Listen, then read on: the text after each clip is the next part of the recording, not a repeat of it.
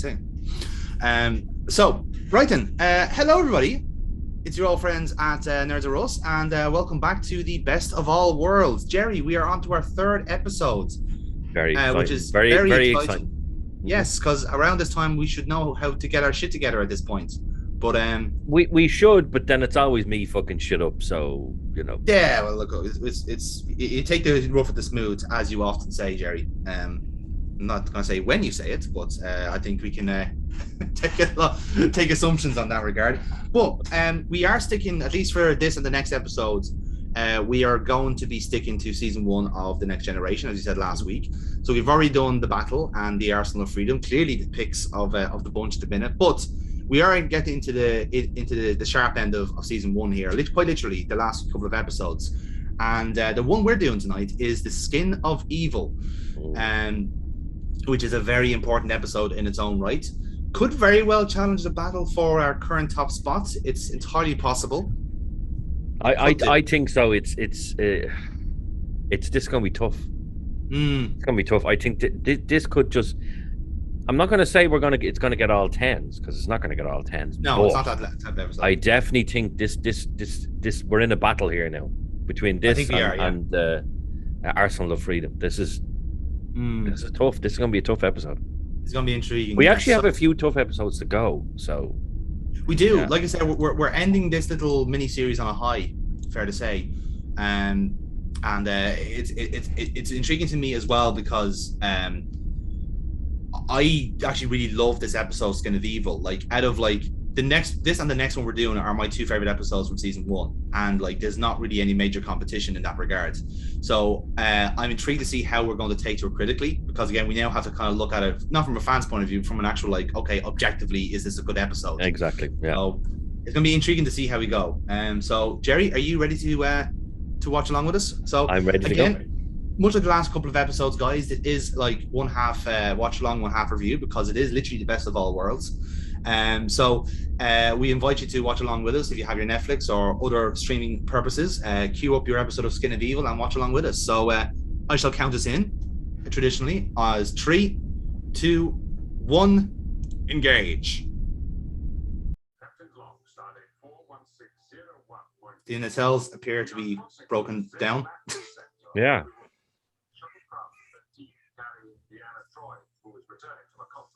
I think someone forgot to switch the lights on in the nacelles again.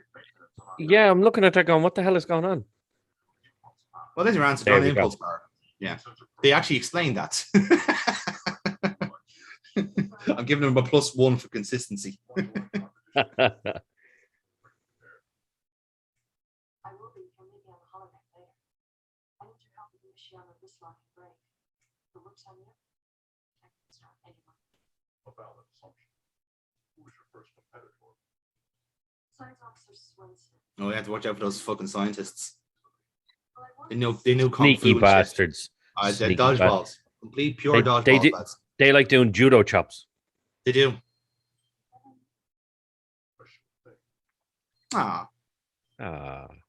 You see, this makes this episode so much sadder now. I know. When you look at it. Like, obviously, like I assume. Okay, so fun fact, by the way, this is not actually like Tasha's last episode in terms of filming. It was actually the one before this. Symbiosis was her last one. Oh, okay. Which is a bit weird, yeah. But they taped this one out of sequence a little bit, and hence why if you look at the star dates, they're actually they're way off. There's a couple of episodes that are like chronologically after this. Yeah.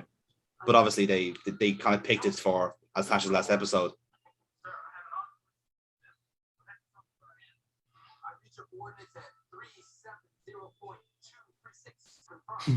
I see Picard has changed his pose to, oh, something is wrong.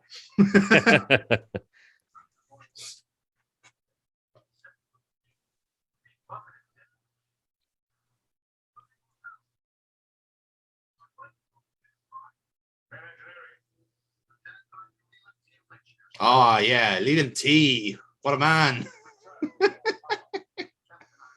The fact that he said his full name, yes, is so funny. Like, he's a pretentious engineer. It's like, I always say my name fully.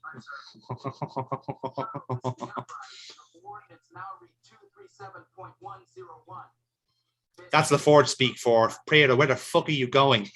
Yeah. Zed Lapis sounds like a Leisure Suit Larry knockoff.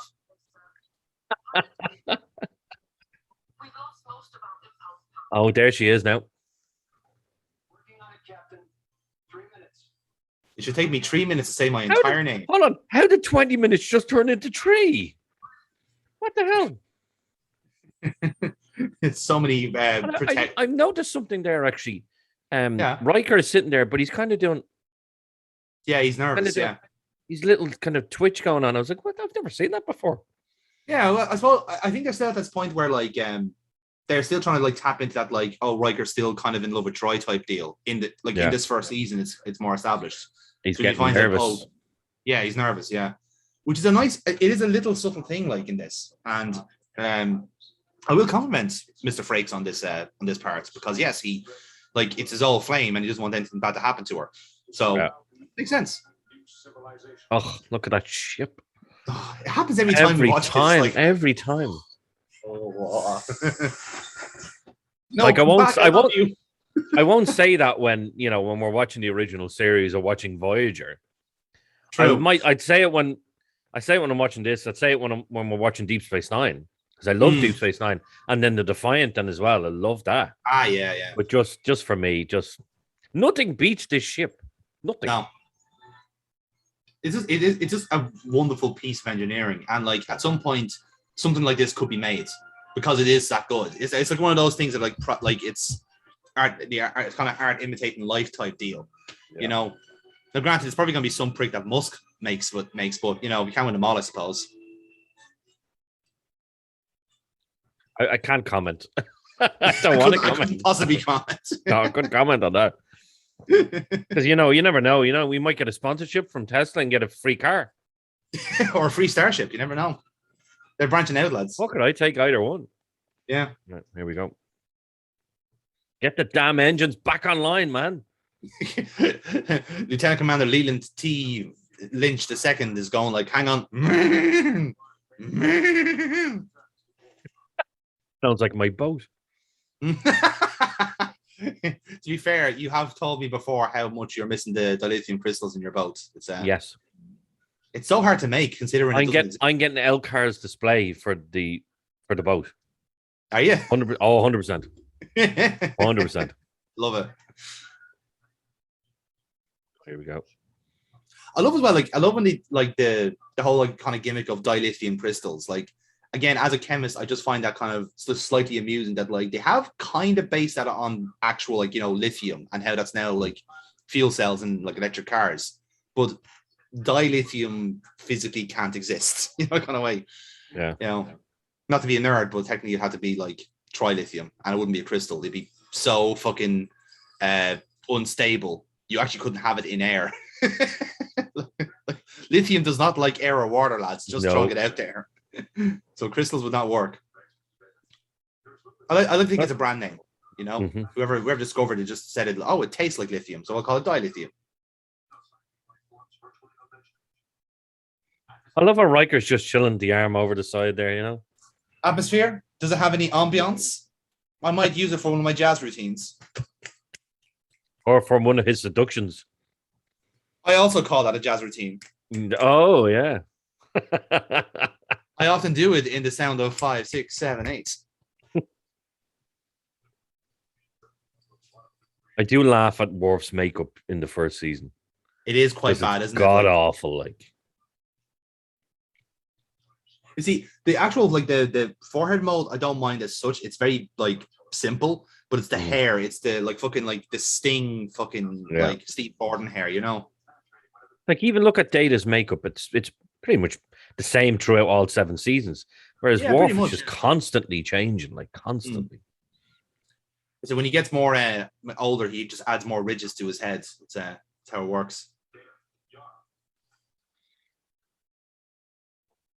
Well, I know one of the originals was actually stolen, so they had to change it slightly. That's why it changes, yeah. Yeah, that's right, yeah.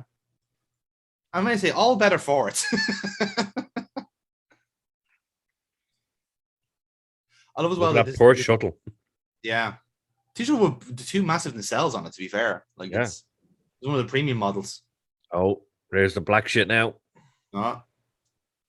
It's an oil slick. Fucking Mario Kart's going to run in here and slide all over that shit. Mamma mia! Mamma mia. That's how Tasha Yar dies in this episode, actually. It's a blue shell that just knocks her in the fucking head. Spoiler, Jonathan. That's what she gets for leading the race. I don't think we've ever seen a shuttle that looks like that before. No, I think that was before they actually had the shuttle design pinned down. So this is like the prototype of it. No.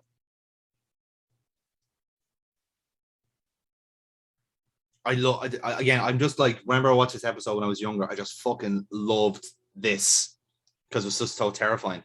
Yeah.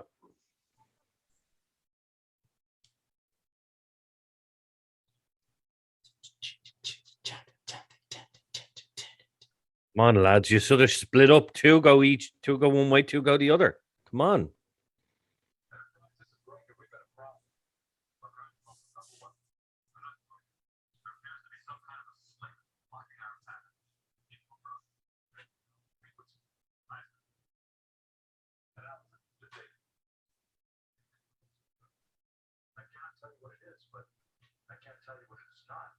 Explain. There is no evidence of neural or circular braces. No internal organs. No unknown. Not any proteins which are known. Narrow overview. Get over. How does it move again? There's not yet never skeleton or musculature. So it's only Do you know anything, Data? What? Look at it.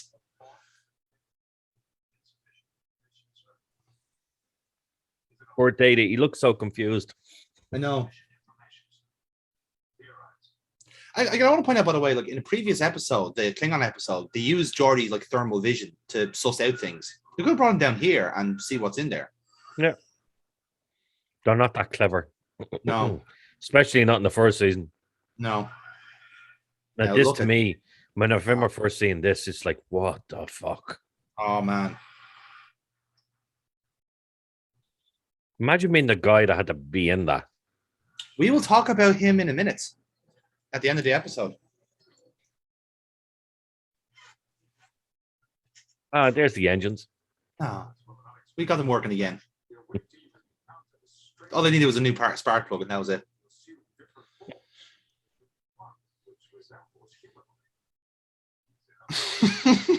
Worf is going, fire. It's always such an angry looking fucker. Just say the word, motherfucker. Just say the word. Surprise, motherfucker.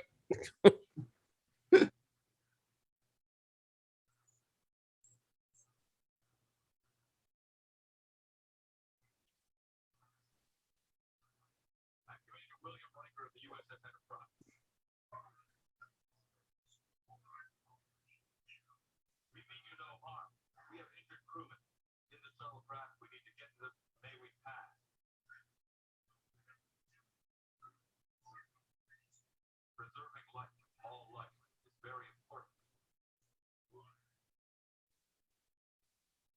We believe everything in the universe is like exists.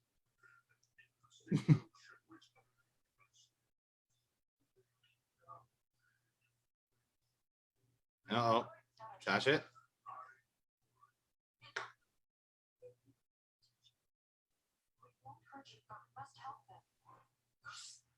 Doof.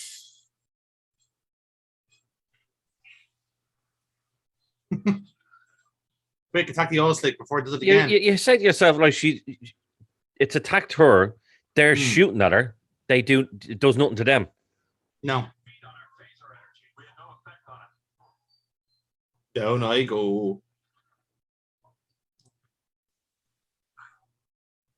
I am expecting him to just go, I've had my fun, and that's all that matters.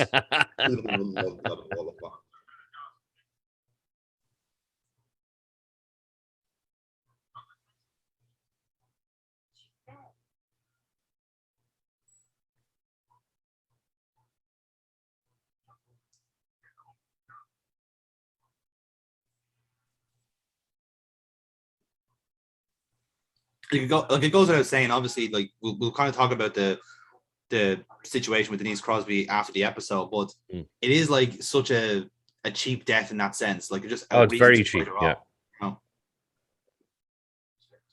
Now I love when they do stuff like this in season 1, the shaky camera. Just like they needed more of this in certain scenes, like the shaky kind of like flying the room type deal.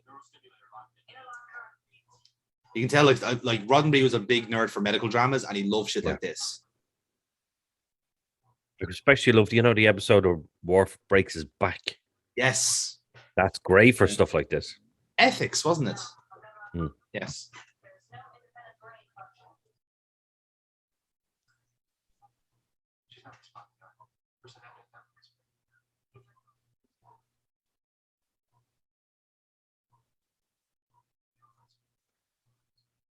So if anything, in actuality, what he's done there is like just like completely drain her actual neural energy.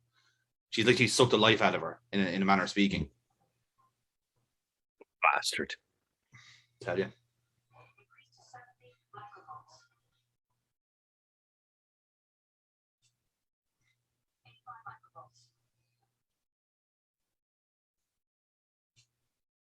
So again, like this, as dramatic as this is actually kind of consistent with how their like medical stuff is at this time. They can fix shit like the heart and stuff like that fairly easy, and because they have the brain charter, they know they can kickstart it with just like a bit of neural energy, like an actual like electronic charge. But if it's completely gone, they can't do anything about it. So it is a nice way of saying like, well, people can still die, but we can save them if we get them in time, type deal. Yeah. Which essentially they couldn't at this point because it happened so fast, Yeah.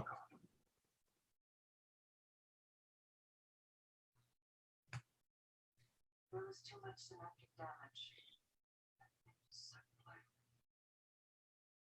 There's nothing I can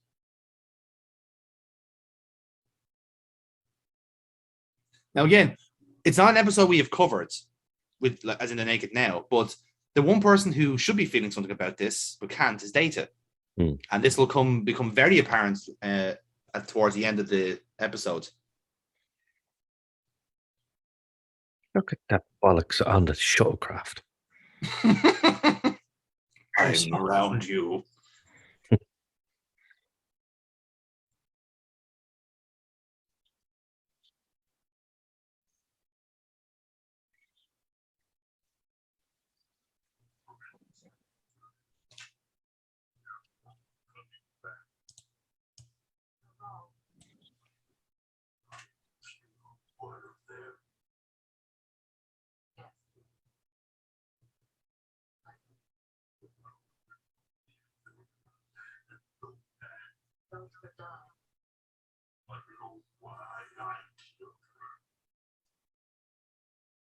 Your answer would be meaningless.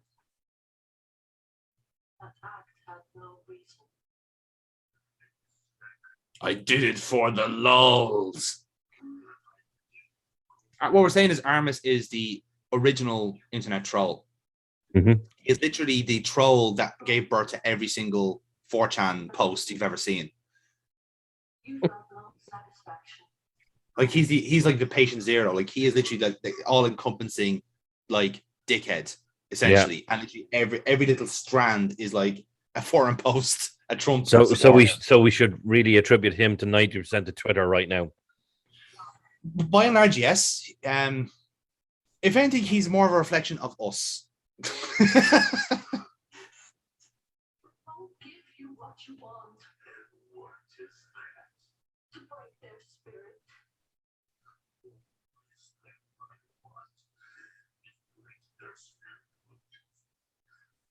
That's what I will look at.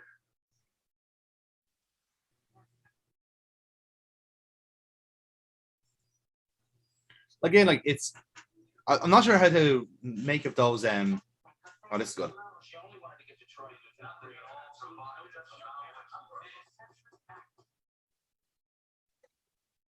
You know, it's 5 taps when Picard is saying, "Shut the fuck up and stop arguing in my ready room."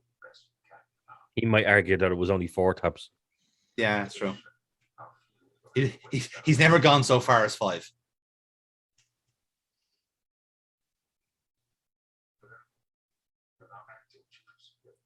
Yes! Got a promotion. Yes. My first and only act is to fire torpedoes. Yes.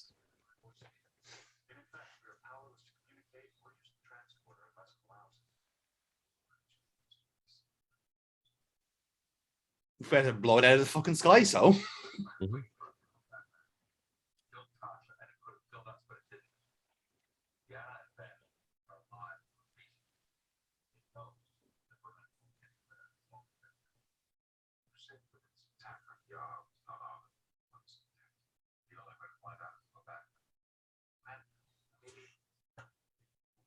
There we go. She doesn't should have that from the start. Yep.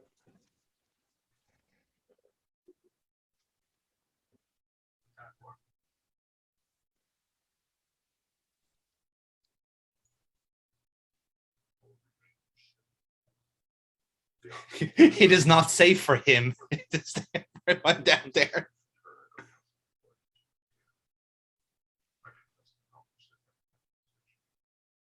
Again, I love it. I love this. He's using his noggin, though. He's using his noggin. Because again, he's learned from Yar. Yeah. You see, but this is literally the only episode where he uses his noggin. Because every other time, let's go down there and beat the shit out of them, or let's fire phasers and photon torpedoes. Whereas this time, actually, I think I can best do it by the tactical station. And you know, and here's the thing, I like that because, like, again, out of this run we've had, Yar has been kind of the actual more like gung ho of the two, if you know what I mean. Like, Worf has kind of comedically said fire torpedoes, where Troy, like, Yar has yeeted herself into situations. Mm-hmm. So because now she's been killed off, Worf is going, okay, that approach did not work. I'm not going to do it again.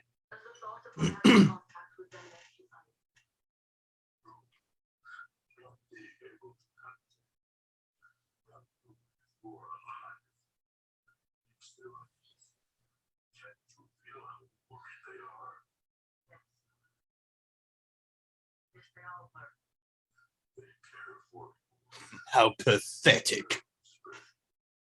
We are members of a community. We all care for one another. We were really surprised they came back. Oh, she's doing the mind thing. Because the others did not. Ooh. You cannot hide the emptiness from me. The others, the ones who hurt you, who left you alone, rejected, the ones who make you so angry. Only what you do. Not now. But soon. Again, I don't know if it's a positive or negative trait here that Troy is kind of keeping her composure here. Like, it's there's a compliment to the acting or the fact that, like, she's written to be a little bit too chill about this. Like, literally, like, her crewmate has died and she's trying to play it cool, you know? Exactly. Get off the fucking bridge, Wesley. He's not even an ensign. He's not even wearing a uniform. Bastard. Sir, can I be chief of security? No. And get the fuck, go home. Shut up, Wesley. But stay here. You're crucial to the plot. We're going to use your youthful energy to distract the skin of evil. Mm-hmm.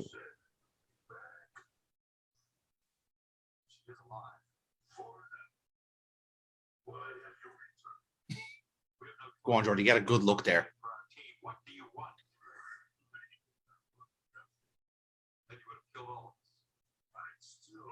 Jordy's seen him naked and he's going, my God, he's terrible. Size of that thing. I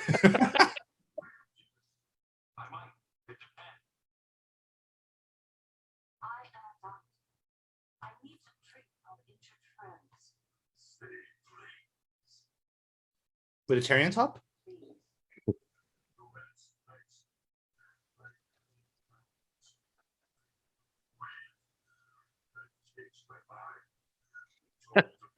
Troll. Troy,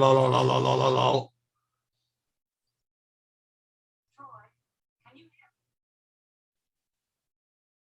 Deanna, are you all right?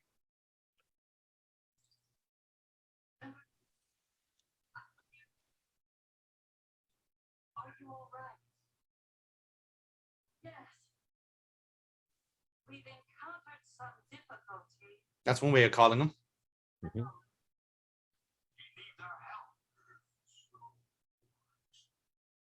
Our friends are suffering. You need to surrender, yet you block our path. Why? Because I'm a dickhead. What is he made of? It did not register on the tribal units. Was that indeed eyes? No. Clearly you are some kind of intelligent form. But instead I can't.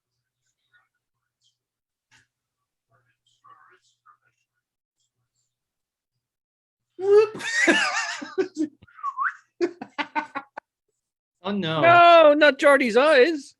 Oh, he's in the Velma slot.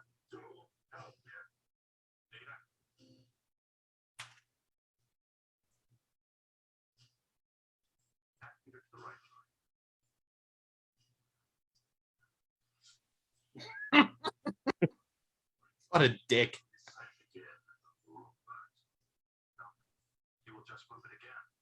And I'll help you. And call me robot again, and I'll cut your fucking head off. I mean, sir. Mocking the blind is just so last year.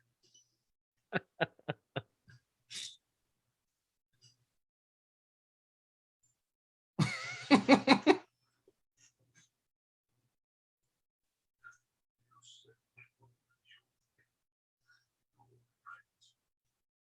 emptiness remains.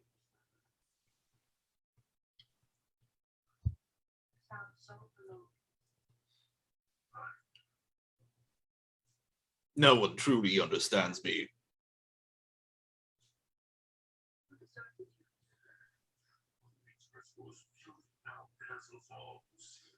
Oh, the Kardashians. This is what they left behind. Eh.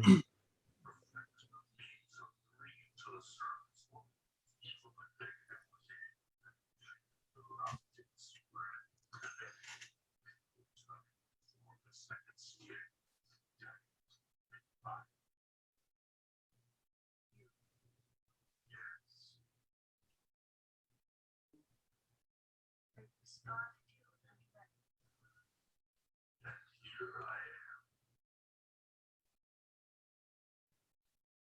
have my tip. Triggered.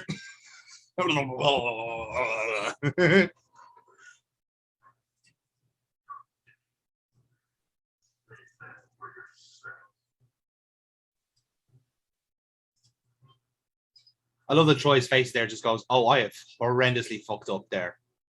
Curse my use of the English language. In Beta Zen, it made it makes so much more sense. Uh-oh. I love this.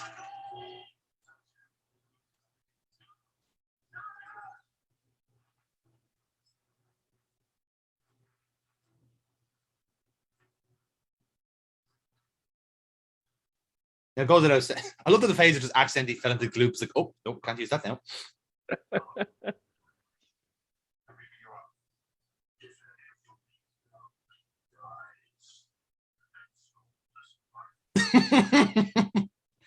A man in the background. Oh shit! Oh, the death mask. What a shot, by the way. Wasn't it? That's just That's fantastic. Brilliant. I'm not gonna lie, Jerry. Like I'm finding very little flaws with this episode so far. Not many. Not many. Again, my favorite thing about that as well when Armis is on the communicator there, Picard just like his best like bitch what face like. I fucking beg your pardon.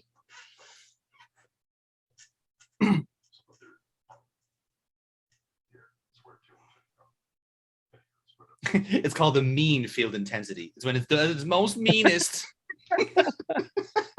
Oh,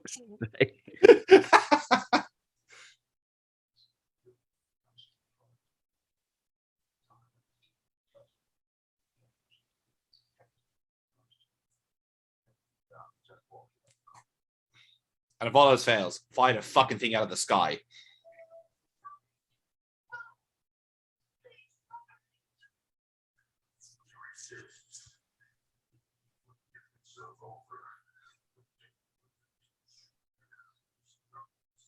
To be fair, he's been turned into a lake of goo. I think everyone will be fucking bits after that. Yeah. You only asked to torment me. What can I do to accept myself? Would you give yourself for him? Would you give that much? Without hesitation. Just for him? No, not just for him. I would do the same for any of the others.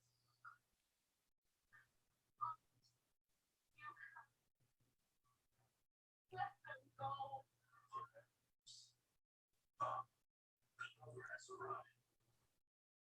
And this one has 4 pips. That must mean he's extra special.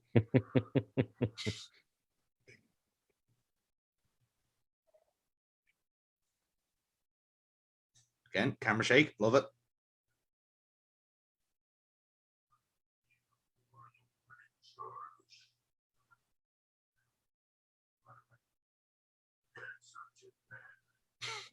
I would guess that death is no longer sufficient to alleviate this war. Therefore, Commander Riker is no longer Alive, but pretty darn filthy.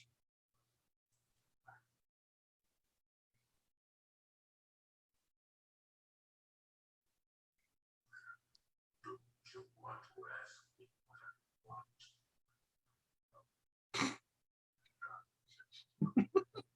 Existence.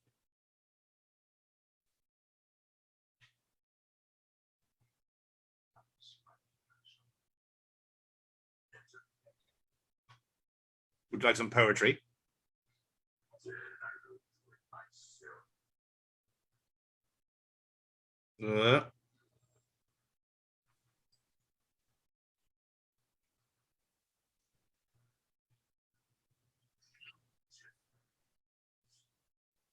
Hello.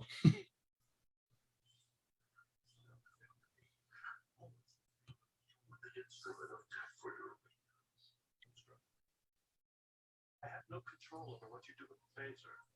Therefore, I would not be the instrument of his death.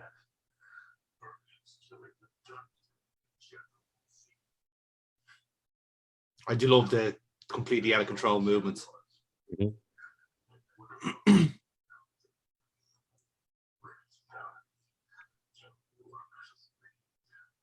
I am afraid. No.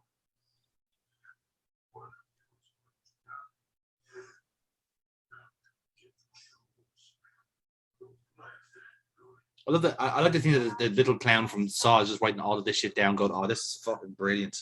Love this guy. Love his work." When did you get to cut limbs off?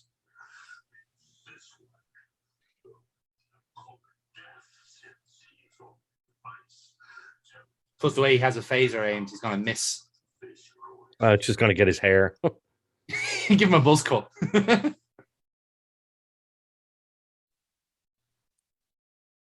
You're capable of great sadism and cruelty. Interesting. No redeeming quality. Ooh, Data, Ooh. smack down. I think you should be destroyed. But he's been listening to Worf. He's pissed off that fucking Yara's dead. That's why. Mm.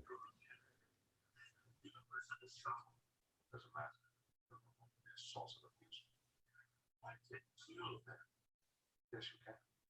They're not in command, but they follow my orders. Only if you let me see my people on the shuttle first. I must see them.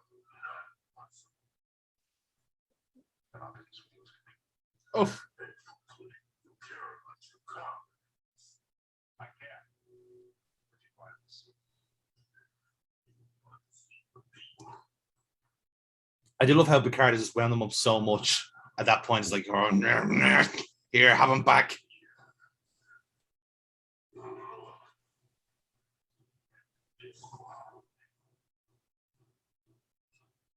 It goes without saying, but Jonathan Frakes has gone on record to say this is the worst thing he's ever done in Star Trek. Yeah, I'd imagine. Yeah. Imagine trying to get it all off. Yeah.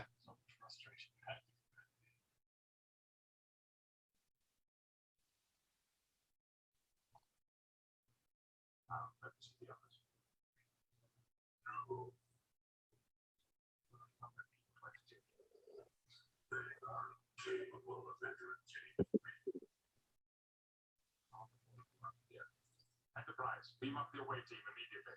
Aye, sir. They're no longer involved. This is between you and me.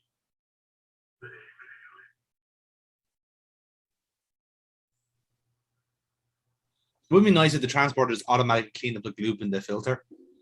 That would be good, yes. Wouldn't it? It's just like, and Riker just goes, oh. That's fantastic, lads. Thanks very much. And then the transporter breaks down because it's clogged up. It's like, fuck. Where's Chief O'Brien? Get O'Brien down here. O'Brien, got another one. I always get all this shit. Come on. Jesus. He would do the line from the snapper. Oh, good Jays. Red alert. Red alert. Red alert. To be fair, Chief O'Brien down here would have been good crack.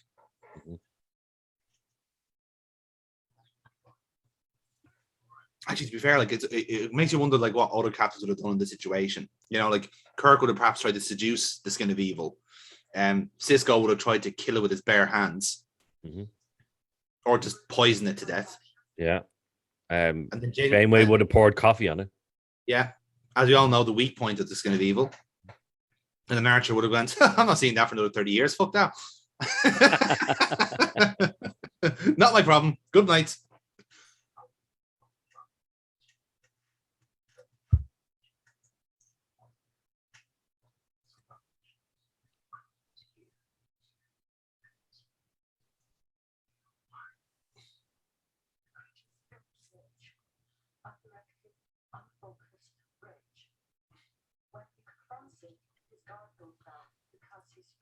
He keeps going on about this some sort of horse dewormer that says he's going to cure everything. I just don't understand what he's talking about.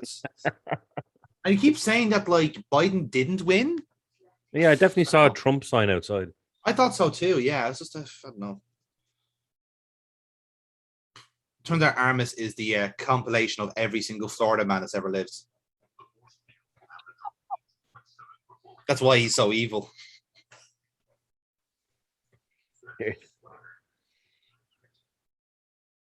Also, nice effect. Can we have that in future?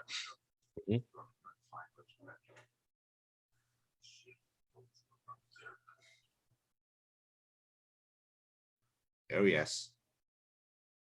Aren't they all little shits? They're all little shits. Fucking hobbits. The most prettiest hobbits you've ever seen.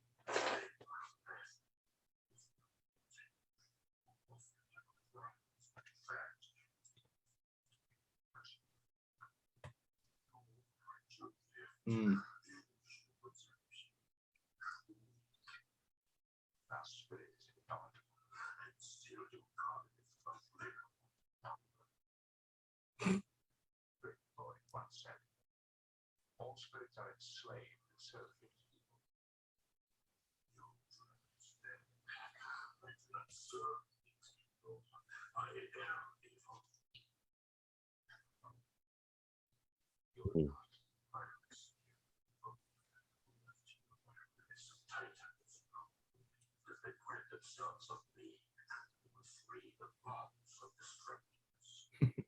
Yes, so here you are.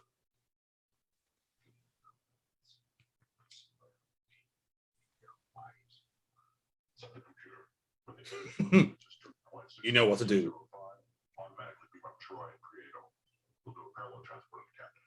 Yes, sir. Again, nice one on Worf. Sensible command. I'll tell you what true evil is. Submit to you. You will surrender our freedom and dignity instead of defying you. I will. But you will still be here. In this place. Forever. Alone. Immortal. I think it's the immortal part that hurts the most. He can't die.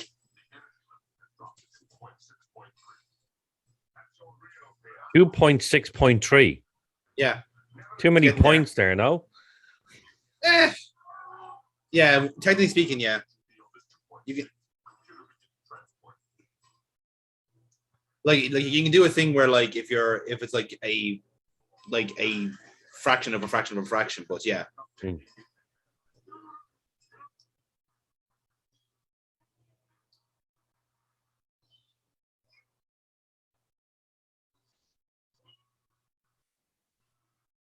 Beautiful. Oh, he fired torpedoes. Oh yeah, the shuttlecraft. Yeah, sure.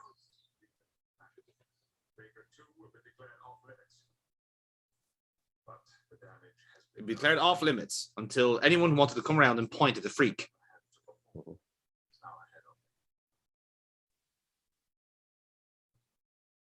I love the Windows XP funeral they have here.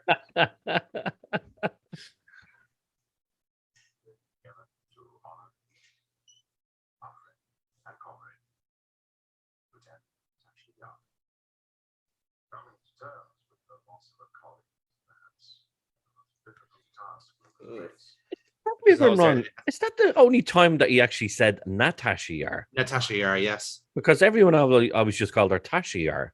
Yeah. Oh. I've also noticed there that because this sky is so blue, they had to key out Crusher's uniform to be a darker green. It was like, oof. Seemed like a good idea at the time, lads, didn't it? Yeah.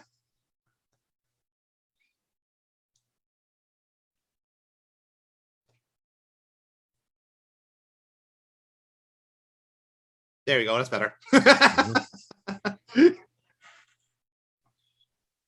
here now watching this image of me because I'm dead. It probably happened while I was on duty, which is what I expected. Sure. Let's go with that. Never forget I died doing exactly what I chose to do. What I want you to know is how much I loved my life. And that's appreciated. I mean, considering your backstory, Tasha,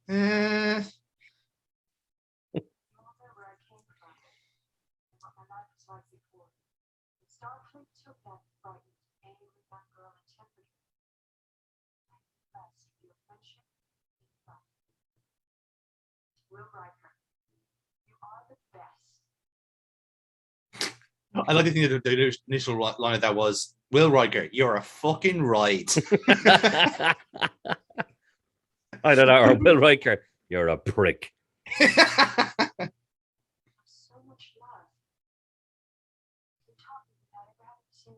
Don't you mind blown, Jerry? Go on. Tasha and Deanna were initially switched in terms of Marina Sirtis was meant to be Tasha and Denise Crosby was meant to be. Oh God, no, that would have been so bad.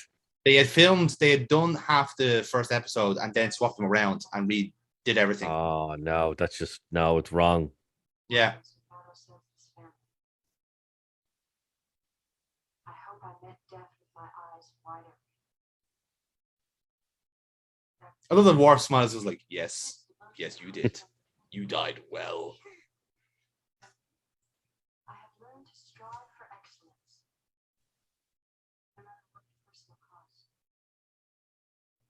Wesley, I'm sorry I won't be able to see you grow to the exceptional man. Sure.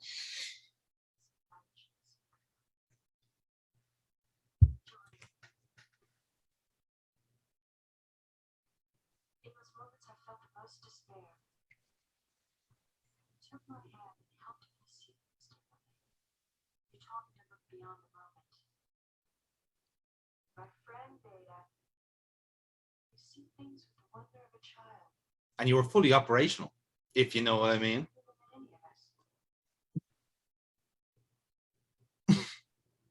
Nah.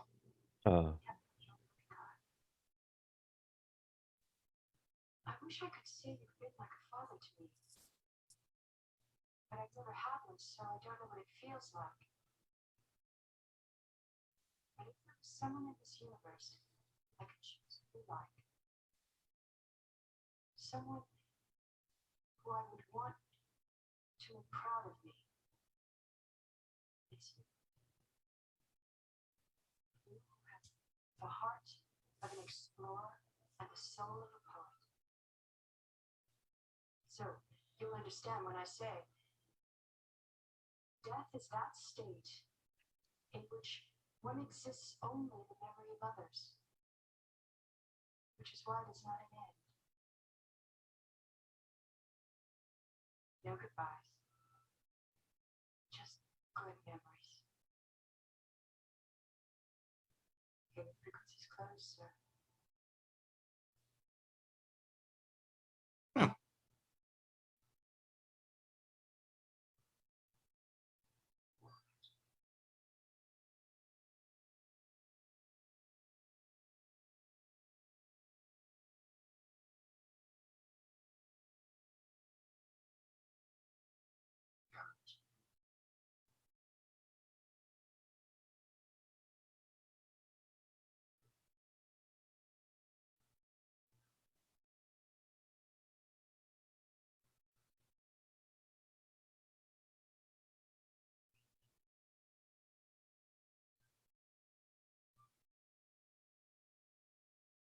Sir, the purpose of this gathering. Oh, no, sir. My thoughts are not friendship. So, I keep thinking how empty it will be without her presence.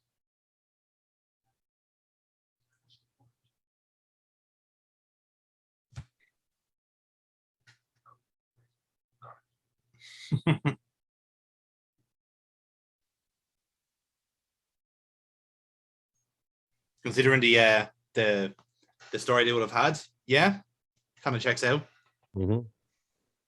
And there we go. That's kind of evil. So this is going to be interesting. Quite an episode, all things considered. Emotional. Yeah, definitely emotional. It doesn't happen, like Star Trek killing off characters. It's just something that doesn't actively happen unless they need to, in a sense. Like I'm trying to even remember the last time they would have had a character killed off. They didn't have any in the original series, as far as I can remember. At least no one of the kind of the regular cast. And I think in DS9 obviously Jadzia, and in Voyager Kess. So that's 3. And Tucker in Enterprise. So there's like one in every one essentially. But that shows you how seldom it happens, because they desperately try to cling on to characters as much as they can. But I think anyone who knows about about how Denise Crosby just didn't like the schedule, wasn't a fan of everything, the terms of the 16-hour shifts and stuff like that. And I'm sure I think we're all agreeing in here. It is such a pity because Denise felt herself the character wasn't going anywhere, but I think that was just the case for everyone in season 1, because they just didn't have a clear direction in what they were doing. This was the likes of Gene Roddenberry still trying to do original series type episodes with a new cast and seeing how it sticks, without realizing that you had such a different dearth of talent here, that you could do so much else with these characters, that they didn't actually really realize that until maybe the tail end of season 2, when they're actually doing stuff really a lot more expanded stuff on that, But like I say, it's fascinating to me how the Tasha character would have ended up as, where she would have fit in, if you know what I mean. I don't see. This is the thing. I don't know, because I think you look at Worf and you expect him to be head of security or tactical officer. Yeah. So it's kind of you're looking to go, would she have actually lasted? Would she have gone to another ship? Would he have gone?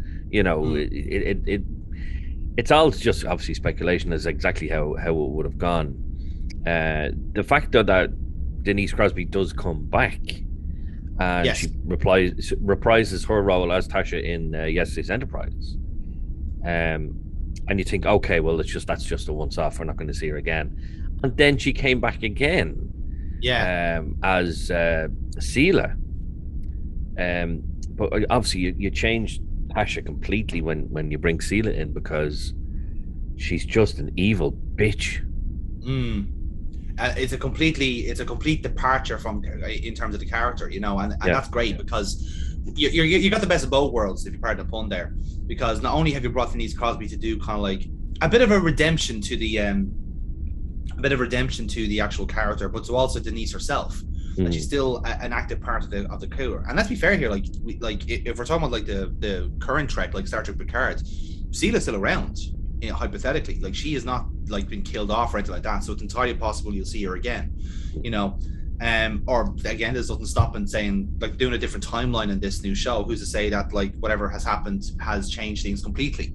You know, it's too hard to say in that sense. But it's an intriguing one. Like I'm kind of with you in the sense where I don't know where they could have gone with the character, but there was certainly a lot there to untap, you know, because they had the backstory about her being on a horrible, like a failed colony and having to kind of fight her way out and getting into like into Starfleet by like any means necessary in a sense. So there would have been a lot of character in there.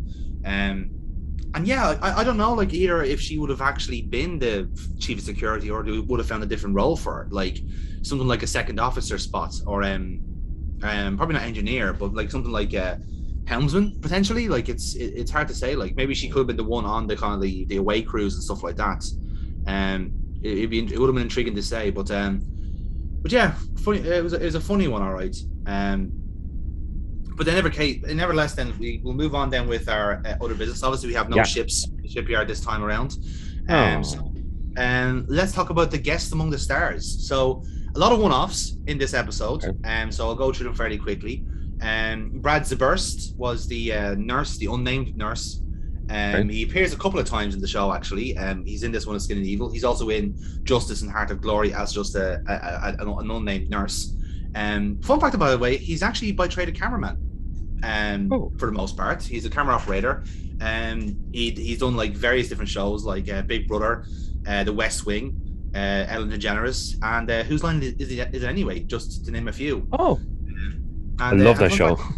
Yeah, so he was a cameraman for them, amongst others. Like he's done Curb Your Enthusiasm as well. He's been he's been around for quite a bit. And in real life, he owns a roadside barbecue in California. So pop in there and try and find out what his name was in the script rather than just nurse. Another one we'll mention as well is Ron Gans, who was the voice actor for Armis. Okay. Yeah, so the Armis character had like a couple of different people involved. So obviously there was a stunt person doing the actual like stuff in the kind of whatever you call it, the naturalene or whatever that liquid is called. And basically he was a voice that kind of added to it, if you know what I mean. I'll get back to Armis shortly, but he was the voice for that, and again has done various different things. He's a voice actor for a lot of things, really. Kind of like one of those types you do bring in to kind of like be a monster as such, or do a voiceover. Fun fact, if you remember your original Transformers cartoon, he was Dragstrip in that show. Yeah. Wow, okay. I would have never gotten that, actually. I'd have never picked up on that. Sometimes like I kind of have a good ear for voices and for people who do voiceover work, but no, I would have never gotten that. Not in a million years. Not in a million years, yeah. He was also in Pride of the X-Men, which I think was the pilot of the X-Men cartoon. He was Juggernaut in that. But I don't think that. Yeah. So he's Juggernaut in that as well. And unfortunately, he died of pneumonia about 11 years ago. Unfortunately, he was 78 at the time. So a good career, it's fair to say. Next person we're going to talk about is Walker Boone. Walker Boone is the famous Leland T. Lynch, the lieutenant commander who just loves saying his name, sir. Lieutenant Commander Leland T. What? Leland T. Lynch. Leland T. Lynch, yes. What a fucking name. I know, man. Honestly, I just feel like Gene Roddenberry just liked using the word T because it breaks up the name, if you know what I mean. So obviously, there's nothing much on him in terms of like Star Trek canon as such. But if we were to switch over to Beta canon, he left the Enterprise as of 2364, which would have been maybe 2 or 3 years after this. And funny enough, actually, Jordan LaForge replaced him, so he was chief engineer in beta canon after the likes of like Logan and Argyle, and apparently Geordi LaForge didn't like him. Thought he was terrible, which probably explains why. Yeah, he was. It took him 20 minutes to replace the battery. Like for fuck's sake, people. Well, fun fact: in by 2375, he was promoted to commander and was second in command of the Starfleet Corps of Engineers under Captain Montgomery Scott. When Scott came back to the future, he was the command of the Corps of Engineers. Fun fact. Oh. And whenever Scott was basically not doing was out on something else, he would be left in command. And as I said, like in kind of some of the other novels, he would be mentioned as such. And then basically he resigned a year later, essentially, as a corps liaison, and was replaced again by Montgomery Scott. So he kind of floated around, very much an engineer, but ended up being a commander.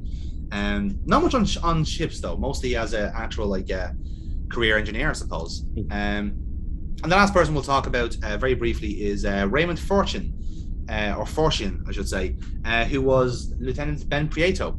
And not much to say on him, really. He was mostly a writer, producer, and appeared in the movie Hot Stuff as with Mark Lawrence. That was about it. Oh, okay. So just an extra, unfortunately, in that regard. We do have one extra, or shall we say not extra, but somebody who has appeared multiple times in Star Trek. So Jerry, get your thinking hats on. Mart McChesney. Mart McChesney. McChesney, yes. So, again, giving it slightly away, he was the actual body of Armis. I was just about to say that. I was like, obviously, we didn't see any face, but I'm assuming he's one of those guys that's like in multiple episodes, and he's probably one of those guys that dies 20 million times and stuff like that. So, how many characters do you think he's had in Star Trek? Oh God, I'm going to say 10. 10. Ooh, no, only 2. For fuck's sake. I'll tell you why. Like, you're actually going to kick yourself when I tell you what 2 characters he played. Obviously, Armis was one, but he kind of kept the same outfit for the other one. He was the Sheliak director in Ensigns of Command. They literally kept the same outfit. They just didn't cover him in tar, essentially. Yeah. So in terms of Mart McChesney, this was basically like his kind of stuff. He'd wear heavy prosthetics and costume suits. He was and he would also be kind of used in the Shade of Grey episode, but we don't really count that. He didn't have much else in terms of appearances in other movies. He was in the 1984 movie Girls' Night Out, and he was Pete Kraseniak, or called Maniac at the time. And he died actually quite early. He died when he was 44 because of AIDS complications. Oh, fuck. Yeah, unfortunately. Wow. Yeah, so like both parts of Armis died quite early on, unfortunately. Yeah.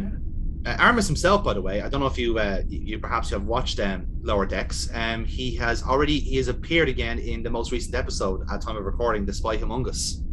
The crew visit the planet, and Armis is still there. I haven't actually. No, I've not watched that episode yet. I watched the last one I watched was they're trying to break into the big party. That's it.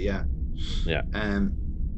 So yeah, he gets a return cameo, if you want to call it that. So there wasn't funny enough. There's not much information in terms of the race that kind of left him behind in main canon. Like they don't go into like details about what it actually was that left him there. But we'll see what Memory Beta has to say for themselves. In terms of the people, the race here, I'm just trying to find it here. Let's see now. Alpha timelines. No, not that there. Okay, interesting. So, just reading it here. This is from the episode here. So he actually, let's see, what we have here. 82 pages. I will cut some of this out. Sorry. Okay, interesting. Right. So Thousands of years, this is all memory beta. Thousands of years later, an automated explorer with a rudimentary mechanical consciousness crashed on Vega 2. Building from its wreckage and shuttlecraft 13, Armis constructed his own vessel and escaped his homeworld. So literally, it took him 20,000 years to escape his homeworld, right? His ship, get this, right? His ship reached the Rock of Ages, which is where the Guardian of Forever is, right? Now this feels like a crossover episode straight away, and a Horta colony, right? So apparently Armis fought and killed Hortas who defended the Guardian. Several Hortas sacrificed themselves to isolate Armis onto a plinth, and tunneling towards the planet's core, Armis fell to its death. So it did actually die in this short story. It was one of the Strange New Worlds short story called Guardians. So there you go. It actually did die in the end. It took him 20,000 years to get off his planet, remarkably enough, which is pretty insane. Again, there's no other information on what this kind of race of Titans is, but I kind of found it very similar to remember the episode of Kirk where he gets split into his good and bad side. So you might wonder maybe that's how they kind of did it themselves there, but I don't know. You would have expected even the beta cam to have something there, but absolutely nothing. So all, unfortunately. Yeah. So now we get to the interesting part, the scoring. So we start off as we always do with the plot. So much as the case with most of these episodes, we kind of go with the actual opening, the pitch, the actual description of the episode. So I will say there's not much actually in this as an opening pitch, to be fair. I find it more like a case there's a shuttle destroyed and we have to go save them. So it starts off very banal, is what I would say. But then it kind of slowly, it kind of hits you with the plot, maybe in the second act. So I'm not sure which way to score that myself. It's kind of an opening premise that's very straightforward, but obviously there's more to it than that. So I was kind of giving it a simple score for that alone. What would you think? It's not the worst. It's certainly not a bad way to kind of start us off. I'll go with 7. Okay. I'll go with 7. I'm happy with 7. Yeah, I'm happy with 7. Like I said, in terms of an actual we need to write an episode where Tasha gets killed off. It'll feel like a cheap death, but it does the job. You've actually put over this person as someone that can kill members of the crew, and it's a prominent member of the crew. It's not just a red shirt. It is someone you know. So yeah, that kind of is a big deal. Next up then is the setting. So I have 2 marks off this one, and obviously for the monocolored skies, I always dock points. I also wasn't a fan of the actual the funeral of Tasha. In terms of the actual setting, was just nice pleasant green veil and a what I call a Windows XP screensaver walking in. So I will dock points on that, but I'd like to value your thoughts on what do you think of the setting, and the shuttlecraft as well. I should think shuttlecraft, I have to say, was well done, but then you're looking at shuttle going, Jesus, that shuttle's a piece of shit. Yes, but I'm not going to take too many points off. It is obviously your typical stage scenery. So it's kind of your typical background, bit of sand, few rocks, stuff like that. But you had that amazing river of black goo. You had the shuttlecraft that was in the background. For me, it all went really well in this episode. But you also have to take into account even the medical stuff. So that was really good. All the new kind of things that we saw, they were shocking her and with the thing around her head, the whole lot. So I'm going to mark this high because I thought they did very well. You have to mark it down because of the stupid background at the funeral scene. Yeah. I'm going to go 8.5. 8.5. Okay, I was gonna go 7.5. Gonna go on what you were saying there. So that kind of averages out to an 8 altogether. Then let's go with an 8. Yeah, we'll go with an 8. Yeah, like I said, it balances out in terms of obviously you have the cheap enough sets, but much to your point, the actual kind of the more claustrophobic sets they did quite well with. So as you said, the medical, the med bay scene and the shuttlecraft, it looks like it actually they're crashed. Even I actually forgot to notice it there when Deanna was there. She's literally on the upside down part of the shuttle. Everything is stacked on top of her. So yeah, I think that works out well. Now writing, I was very positive about the writing on this. Dialogue wise, I think they knocked it out of the park in this one. Particularly the Picard and Armis exchange. I'm going to mention I was about to say that, yeah. But that was a huge positive. And even stuff like Data describing him as like, you have no redeeming qualities, you should be destroyed. It's like, holy fuck, like sticking the boots in, you know? Yeah. But the reason why I think this works in this episode is because it actually tells you, it unravels the plot naturally through dialogue. Deanna is explaining to you what Armis is through the way she's percepting things. She's speaking to Armis, but she's also speaking to us, and that's a sign of good dialogue as well. So I'm going to rank it high myself. I was going to give it an 8.5 to 9 for this one. For me now, I have to say the dialogue between Armis and Picard, fantastic. And then you kind of hit the nail on the head there was Data. Data for me better than anything else in this episode. So I'm gonna go. You're on 8.5 to a 9. I'm gonna go with a 9. 9. Okay, we'll hit 9 it's for that then. Good. Yeah. No, I totally agree. Acting. Now, this is an interesting one as well. So there's a few things people that can kind of consider here. Of course, like kind of like Riker, like Riker is kind of like getting pulled in. That was very well done. Troy in the shuttle is a bit of a mixed bag for me. Like, she kind of starts off very kind of like a bit too cold, a bit too unemotional, and then she gets a bit more rattled and get a bit more upset, especially when Riker kind of comes into it, which I thought was good. And I think overall, like, I loved how everyone did kind of just kind of keep their cool over the situation. Yeah. Although I suppose it kind of begs the question: should they have been a bit more emotional to kind of really drive home the fact that Tasha was dead? I suppose that's kind of up to argument. But the way Picard like very calmly, politely smacks this motherfucker down, I thought was a big plus. So I'm gonna be generous again. I'm gonna say maybe 7.5 to 8. What would you think, Jerry? As I say, for me, I thought Data was fantastic in this.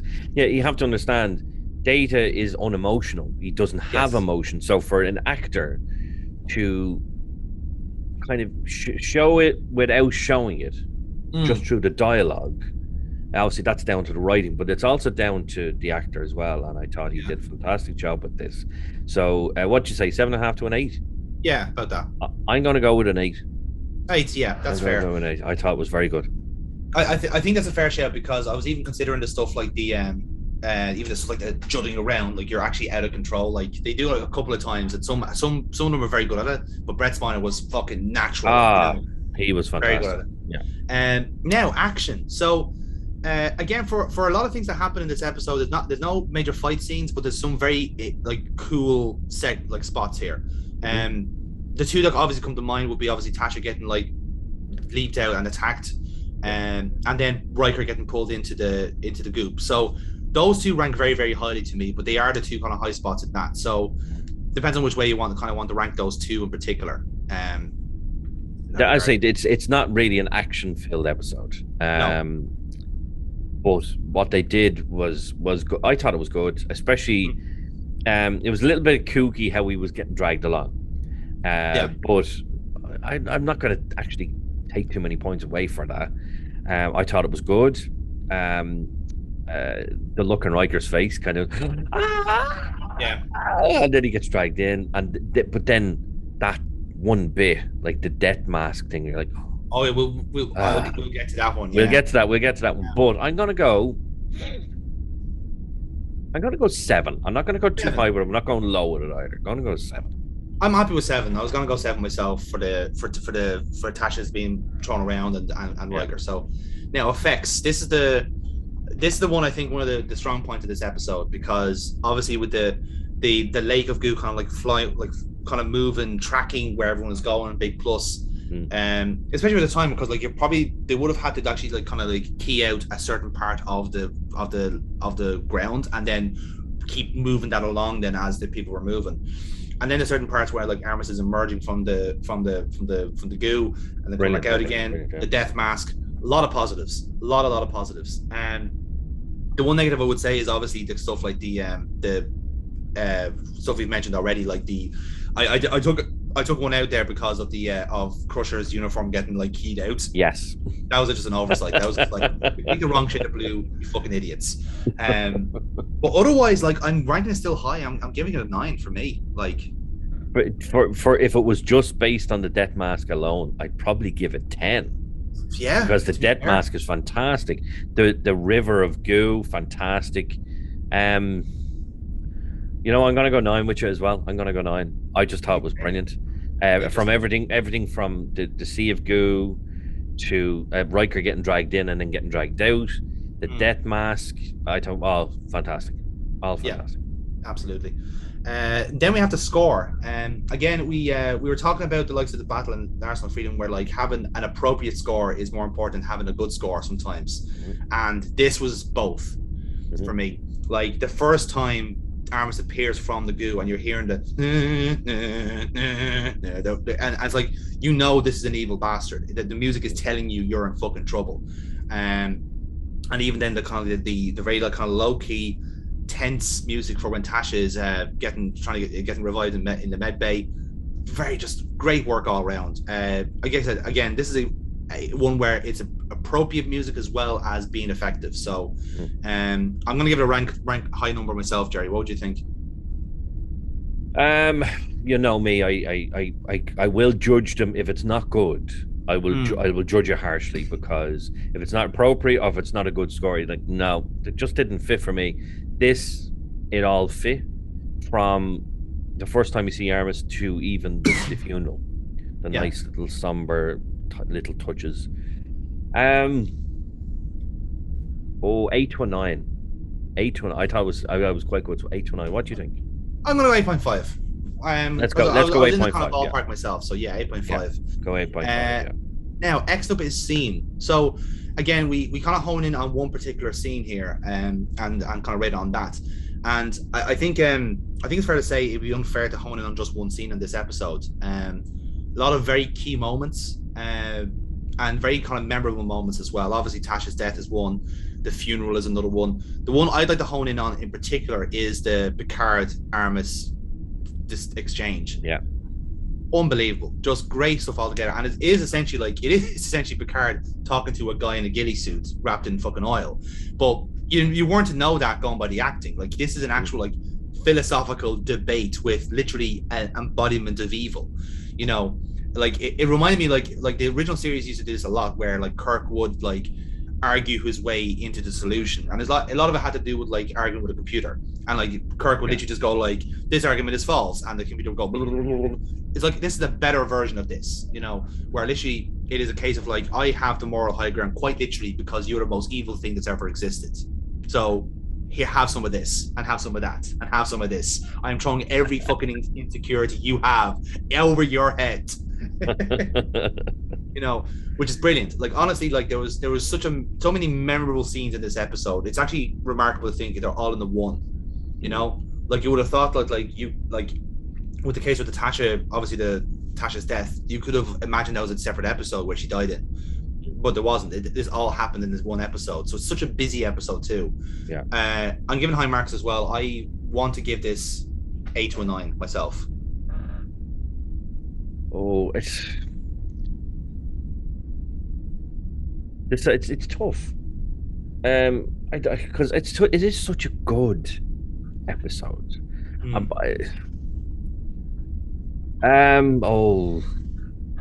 gonna go right. You're going 8 to 9. I'll meet you in the middle. Go 8.5.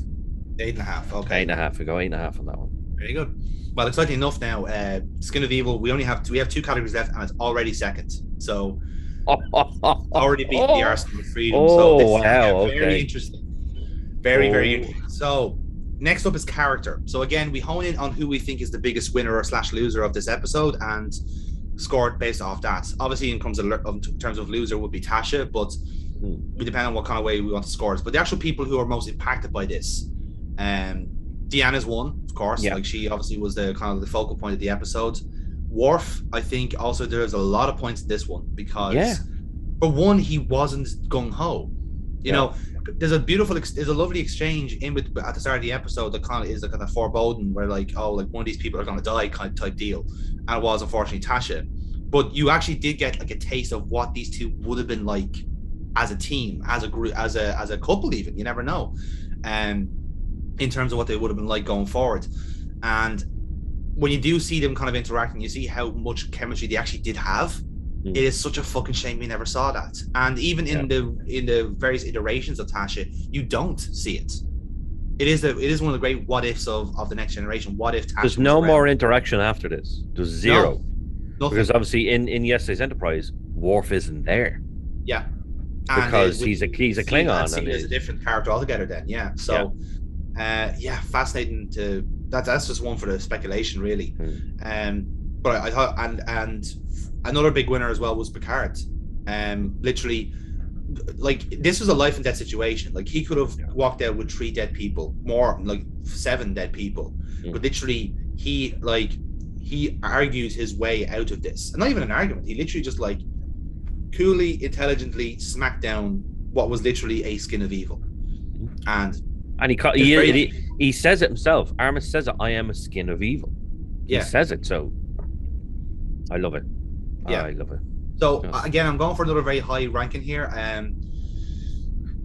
Possibly an 8. I'm gonna go with you. I'm gonna go 8. 8. Absolutely fantastic. Right then. So with one category left, the Battle and Skin of Evil are both a 73. So right, we're just gonna go 0 for the next category. It's fine. I don't think we can. This one is on consequences. So this is the impact of this episode. So huge. Yes. Huge. Because character dies. So huge, massive impact straight away. You say to yourself, where do you go from there? Okay, so a lot of things change. Worf becomes Chief Security. Chief Security. Gets to fire all the torpedoes he wants. Yes. But then you say, okay, well, obviously the fans missed Tasha Yar. So she was brought back, and you think, oh, that was a nice little thing. But no, it didn't end there. There was more and more and more. You got Sela in it in multiple episodes, and she was a evil bitch trying to plot the downfall of the Federation. Like, this is Tasha Yar's daughter we're talking about, and this is what she's doing. What the fuck? And that wasn't the other Yar we had as well. We had a Shara Yar as well. Yeah. In the episode about the colony, and you're thinking like, well, like, this is like an episode you could have done with Tasha. Yeah. Perhaps it was planned, but maybe it was thought of, But for me, the ramifications from this episode are just through the roof. So this has to be high. I think we have our first 10 personally, because when you look at it, there so much happens from this episode where, like, if you like think about it this way, right?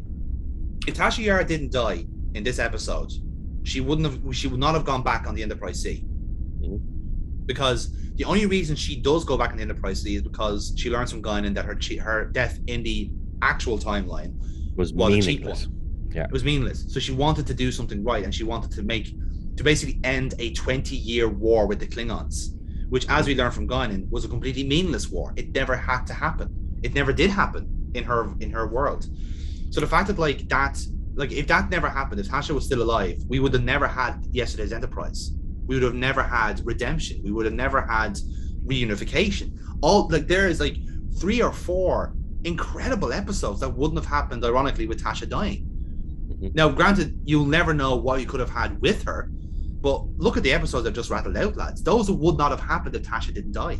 If she didn't. Those are some of the best in all of the Next Generation. Yeah, and they will be ones we're covering very soon. But this is why I'm giving it. This is why I want to give this a 10, because how on God's green earth could you not have envisioned this? You know, what I'm going to do is I'm going to meet you in the middle, and I'm going to go -10.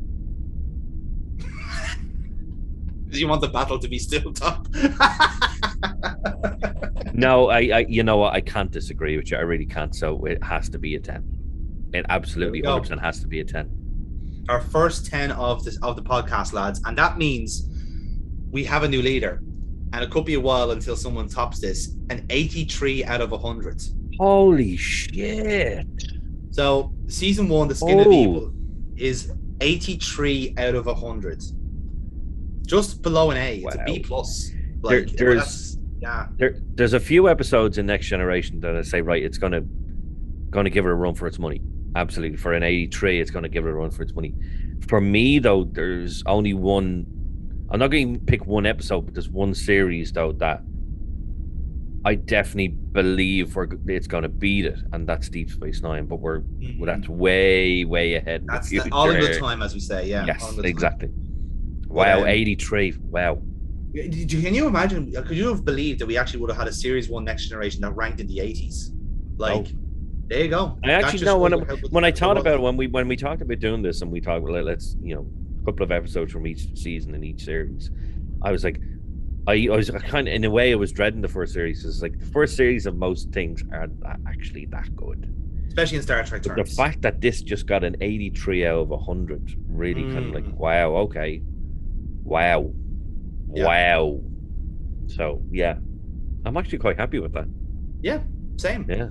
And again, it could be a while until the Skin of Evil is beaten, because, like, again, we're going to be kind of deciding where we'll go next after this, after our kind of season 1 kind of warm up, and yeah, it's going to be fascinating to see what could beat it, because it would have to be top tier at that point to see who could do it. But it's going to have to be so fucking epic. Everything will have to be like 9s and 10s to beat this. Yeah, it would like that. Like on average, that's an 8. That's an 8 out of 10 in all categories. If not, actually, no, more of an 8.5 in each category. Yeah. So that's a heavy standard. So, like, yeah. Well, either way, lads, that is it. That is the Skin of Evil done. So hopefully you agree with our scoring. Should it be higher? Should it be lower? Please let us know in the comments. In terms of our next step towards season 1, again, this will probably be the last season 1 episode we do for a while. But we're still ending it on a high, Jerry. I think it's fair to say. Yeah, absolutely. Yeah. Absolutely. Hang on, let's look at. Yeah, that's exactly. Yeah, that's it. Now, obviously, they definitely took some creative license from other sci-fi genres. More so, they took their hat tips from that, but it was also like Gene Roddenberry just wanted to fuck people off, and he did. 100%. This was the first thing you're like, oh fuck, what's happening in Star Trek? What the fuck? This is the first time you kind of say that to yourself. Like, okay, this is. And crucially, the first sequel episode as well. Oh yes, the first episode where a B story becomes then an A story episode. So this is the first time they actually did an actual sequel, if you like, to an episode they've already done. So, well, we don't count The Naked Now, that was bollocks. But apart from that, like, yeah. So I just realized, you see, that wasn't a real sequel, lads, because it didn't have a drunken Irishman taking over engineering. They had Crusher, and he doesn't count. He didn't sing any ditties, so it doesn't count. But yes, our next episode is going to be on conspiracy, which is the episode after the Skin of Evil, if I'm not mistaken, or the one. I think so. Yeah, directly after. I'm not too sure. I think there's one in between, but either way, that's our next stop, and we will see how that goes for everyone in the Federation, because we're going to see that, like, yes, there had something for this, and when I tell you what it was, Jerry, you'll blow your fucking mind.